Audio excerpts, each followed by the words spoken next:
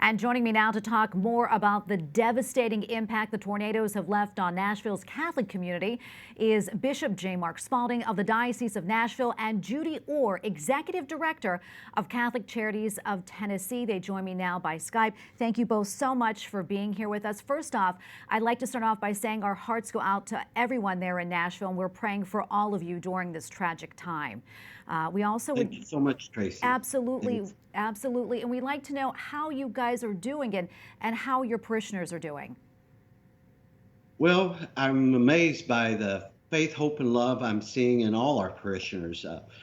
Even talking about it at daily Mass brings tears to people's eyes, but they responded also with prayer, with concern, reaching out to brothers and sisters in Christ, and of course the loss of people and some of the loss that has occurred to our parish churches is kept in mind and heart as well. I know the Church of the Assumption was significantly damaged. Can you talk a little bit more about that and what happened? Well, right at the beginning of the tornado was where Assumption sits in the city. And so it was one of the earliest buildings hit. It did damage it significantly. The roof was lifted up to a certain degree by the tornado and dropped back down on the building. And so it's had to be secured. Partial wall damage, and some of the windows were knocked out. So they've moved over to a side building, and even that very day they had Mass that evening together. But Father Bede, who is their pastor, is really working hard to secure everything. He got up in the middle of the storm, got the Blessed Sacrament secured.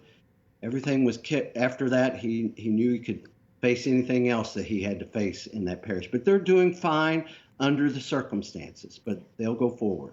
Well, Your Excellency, I know it's a very special church. Can you talk about its history and the significance to the community? So it's been around since almost the early part of the diocese. The diocese started in 1837. It started about, I think, right around that same time. And it's been a key place for the faithful ever since. To this day, it's a place of solemn, sacred liturgy.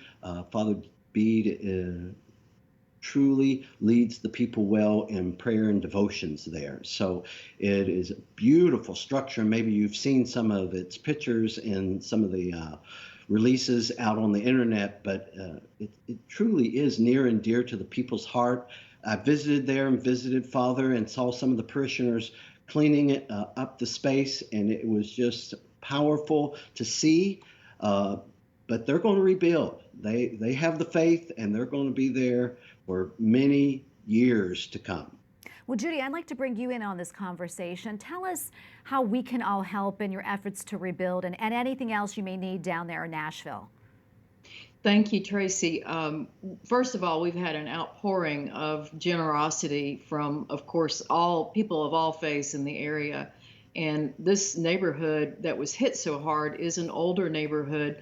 Many people who live in that adjacent area are lower income, and they are very challenged already, very vulnerable. And we had a great deal of services already in that neighborhood. So now these people are affected even more deeply. But we are grateful for the prayers and the outpouring of generosity from people.